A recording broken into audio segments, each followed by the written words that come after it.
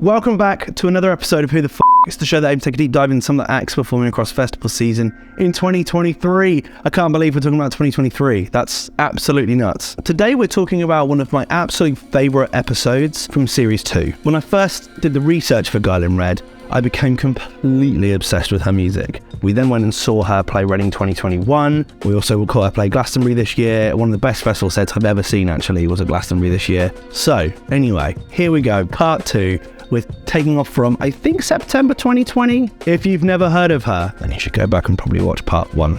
There's an iCard. But if you've not heard of her, hopefully this video will help answer the question, who the f*** is Girl in Red?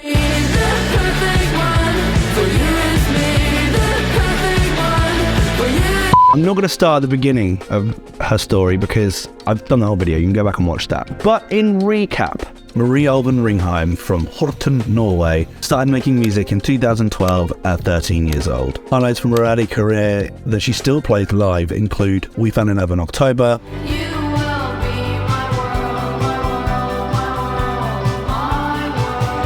Girls, Dead Girl in the Pool,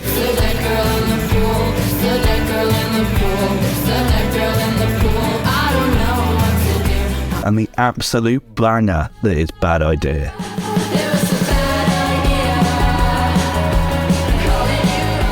In April 2020, she released the single Midnight Love just as the previous episode had come out and announced the release of her debut album, of which Midnight Love would feature as the first single. We left the last video with the announcement of the debut album, and so this story starts in August 2020 with the release of the record Rue. She claims the song is heavily inspired by the character Rue from Euphoria. She's played by Zendaya and as a character is struggling heavily with addiction and mental health issues. She's also a lesbian and her homosexuality is a significant aspect of her character, something I think that resonates heavily with Girl in Red. The music video also shows Girl in Red donning a purple hoodie, which is super symbolic of Rue's character.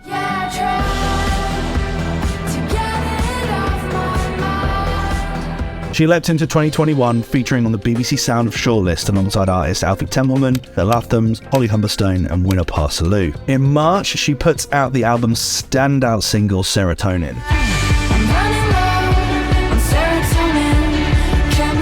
After debuting the record on Animax Future Sound show, she announced that she'd be collaborating with Phineas, brother of course to Billie Eilish, who aided with some of the percussive parts of the record. The record tackles the self-destructive tendencies and mental health struggles, especially with the lyrics like, I get intrusive thoughts, like cutting my hands off, like jumping in front of a bus, like how do I make the stop? But it wraps it in this super happy indie pop banger. It's just absolute genius. And then just before the release of the record, she puts out the album's opening and my personal favourite, You Stupid Bitch. A record about being so infatuated with someone that you're angry with them. You stupid bitch, can't you see the perfect one for you is me? When I first heard the lyric to this song, I thought it was men make the worst decisions. And I thought that like the narrative of the song was about her being in love with a straight girl. And then I've just like gone and done the research and looked it up and actually realized it's take my advice as criticism, then make the worst decision, which I have to say, it's kind of flipped me up my whole world around a little bit. But I think I prefer my story. So I'm just going to pretend like I never saw that and keep my own narrative. And the point of music, right, is all about how you interpret it. Her debut album, If I Could Make It Go Quiet, was released on April 30th, 2021, scoring 77 on Metacritic. The New York Times says Alban's vocals are rendered dreamily, almost inspirationally over guitars that slash and throb in the manner of loud 1990s indie rock. Her boldness and defiance is taking on new shades. And DIY magazine gave the album 4.5 stars, saying, If I Can Make It Go Quiet has all the qualities of a blockbuster pop record. And set of hooks, A-list producer credits, but hone in on each track and you'll find the intimate vignettes that are fully formed in themselves. I agree with both of these reviews. I think that it sounds like a real evolution of the bedroom pop that she's released thus far. It feels a lot more like a collective body of work and also a little bit more polished. But I think it contrasts beautifully with her back catalogue, which when you see her live just makes complete sense. It was absolutely one of my favourite albums of 2021, hands down.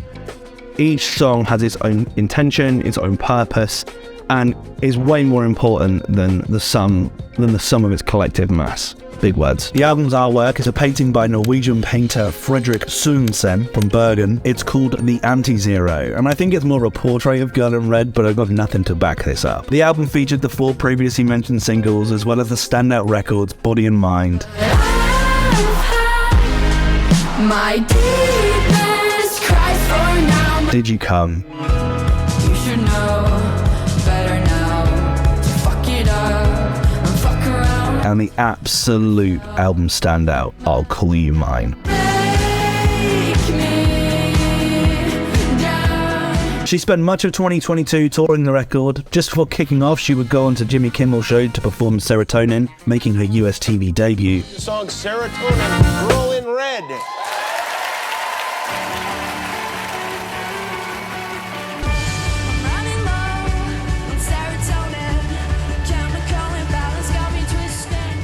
The Make It Go Quiet tour started in Glasgow at the end of April, before touring the rest of the UK and Europe in May. In June, she took to the legendary John Peel stage at Glastonbury and performed one of the best festival sets I've ever seen. The energy was electric. Wall of Deathing, a bedroom pop record like I Want to Be Your Girlfriend, is something that I never thought I would see, but I did, and it was amazing.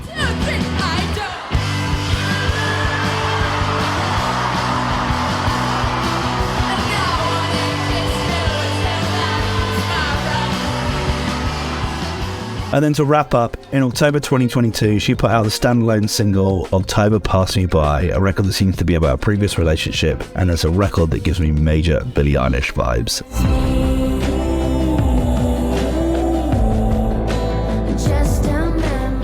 There's also a live version you can go check out on a YouTube channel. She's just the best. So there we go. That's Girl in Red. I bloody love her. Honestly, she's one of my favourite artists to discover over the last 5 years. By the end of this year, I actually will have a favourite artists that I've done videos about, because I would have done so many. But she, honestly, top five favourite discoveries from making YouTube videos about artists. Absolutely brilliant. Love her work. Very excited to see what 2023 holds for her, because I think there might be album 2 in the works. Anyway, I've got nothing concrete there. It feels like it's about time. So, what do you think? Have you seen her perform before? Are you going to go check out her set at any of the festivals she's announced for in 2023? I'd love to know your thoughts in the comments section below, as always. And I will see you in the next one. Cheers. Bye.